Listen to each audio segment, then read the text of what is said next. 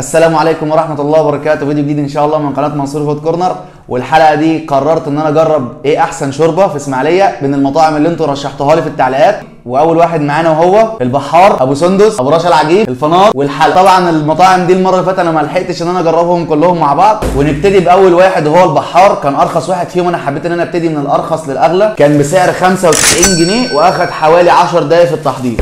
شوربه رغيفين عيش بلدي، طحينه وسلطه ومخلل، في نص ليمونه ومعلقتين. ده برضه شكل الشوربه. هنا مفتقده الدسامه اللي عليها اللي كانت في المطاعم اللي فاتت، بس ان شاء الله يا رب الطعم يعجبنا. انا عايز ادوقها الاول قبل اي حاجه خالص. دوق الشوربه نفسها. طعم الشوربه هنا قوي، مش شامم ريحه زفاره لبن، ريحه بهارات بسيطه ممتازه قوي. الشوربه نفسها دسمه من جوه، فدي حاجه عجباني قوي. نخش على مرحله الميزان ونشوف الخامات اللي جوه كام جرام. دوت شكل السيفود من جوه. هو الجمبري هنا صغير خالص، حته فيليه، والصبيط صغير خالص، بس في بهارات كتيره قوي محطوطه، يعني في فلفل اسمر، ورق لوري. هنا مطعم البحار ادانا 189 جرام. بصوا ده شكل الشوربه اهوت. ندوق الاول من غير ليمون ومن غير اي حاجه خالص. بصوا هو هنا طعمها دسم اكتر، بس المحتويات اللي جوه بالنسبه مثلا للجمبري او الصبيط اللي جوه مش اللي هو بيطفط كده، مش هو ظاهر حاجه بسيطه قوي، بس مش الطعم اللي هو. انا برضو عايز ادوق الفيليه اللي عامل الشوربه، ظابطها قوي، ظابط بهاراتها، ظابط تقريبا كميه الجمبري الصغير دوت مع المدي طعم الشوربه حاجه حلوه جدا. لكن الجمبري نفسه والصوبيا طعمهم مش قوي زي الشوربه. الطحينه والمخلل بتاعهم. مخلل ده على فكره يا ابني مخلل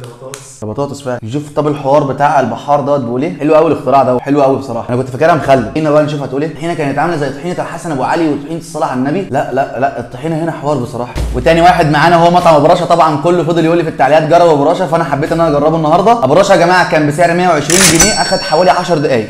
علبه طحينه، علبه مخلل، وهنا تقريبا ده عيش، وعلبه سلطه. وهنا يا جدعان مدينا 4 ترغيف. ده شكل الجمبري برده. الجمبري هنا كبير شويه، فحلو قوي. عايز تدوق الشوربه نفسها هتقول ايه. هنا الشوربه في طعم جمبري في الشوربه، في سنه زفاره سمك بسيطه قوي.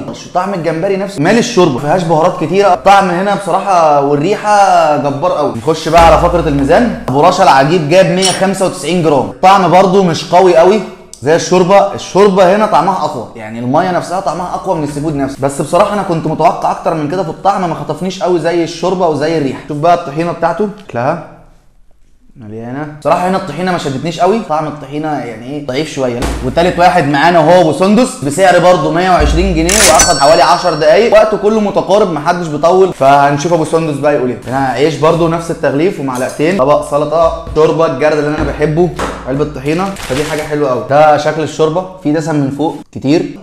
انا شامم ريحه زبده، بس يعني في ريحه سيفود بس ضعيفه خالص. اللي شامم ريحه زبده. هي الشوربه هنا مش مايله لشوربه السيفود، مايله لشوربه الخلول. طعم البصل اللي هو اللي بيبقى في التقليه بتاعه الخلول دوت، مع طعم الفلفل اللي برده بيبقى في تقليه الخلول مع الشوربه. بس انا بتكلم عموما على كل الشورب السيفود اللي احنا جربناها. لا، طعم لبن، في ريحه كريمه. في ناس ممكن يعجبها الحوار ده، يعني انا عجبني بصراحه. ريحه الجمبري وريحه الصوبيا مختفيه، لكن اللي انا شاممها اكتر ريحه الخلول. ابو سندس جايب 225 جرام، اعلى واحد معانا لغايه دلوقتي في الميزان. قبل ما اشوف البصل، بصوا في بصل اللي بيبقى موجود في الخلول، في ريحه سمك لوت، انا عارف ريحته. الجمبري نفسه كبير، والصبيط هنا متقطع صغير شويه. ده حته صبيط وحته جمبري، بس الجمبري نفسه كبير. بس هي حلوه بصراحه، يعني هي حلوه، مذاق مختلف. نشوف بقى الطحينه هتقول ايه. بصوا الطحينه في الوسط، ما بين ان هي طعم الطحينه طاغي فيها، بس فيها سنه شطه حلوه برده، فبرده مقبول.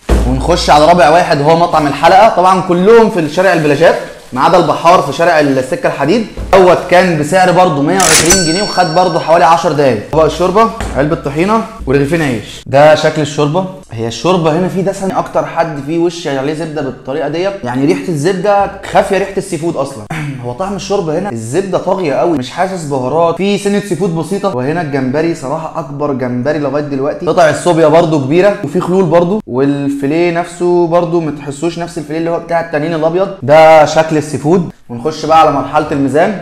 هنا مطعم الحلقه جايب 191 جرام. بصراحه الفيليه هنا ما عجبنيش خالص كطعم حتى او شكل. جمبري والصبيط بصراحه برضو طعمهم مختفي شويه، وطعم الطحينه هنا مقارب شويه لطحينه ابو سندس. وخامس واحد معانا واخر واحد معانا هو مطعم الفنار. مطعم الفنار بصراحه انا سمعت عنه ان هو حلو قوي، والقعده هناك جميله جدا، بس السعر مش هيعجبكم قوي. هنا السعر بس الشوربه عامل 125 جنيه اغلاهم، وفي 17 جنيه ونص ضريبه، وقعد حوالي 12 دقيقه. الشوربه علبه فيها شوكه وسكينه ومعلقه، والليمون بصراحه مش مقنع خالص. وحتى كمان مفيش عيش ولا في طحينه ولا في سلطه. يعني يا جماعه انا مش عارف مطعم الفنار لا طحينه ولا سلطه. هو في طعم كريمه طاغي، وفي طعم توم مع الكريمه مدي ميكس كده، مش في ناس مش هيعجبها. ده المنظر يعني حبه سي فود صغيرين جدا. هو مطعم تروح تفطر فيه، اتمنى لسه الطعم لغايه دلوقتي ما جربناهوش، مفيش فيليه اصلا، قفلني خالص المطعم دوت. 110 جرام قشر توم زي ما قلت لكم، في طعم توم كتير قوي، قشر التوم حتى المفروض يعني. تعالى كده، تعالى اقول لك حاجه، دوق كده يا اسطى، معلقه عليه.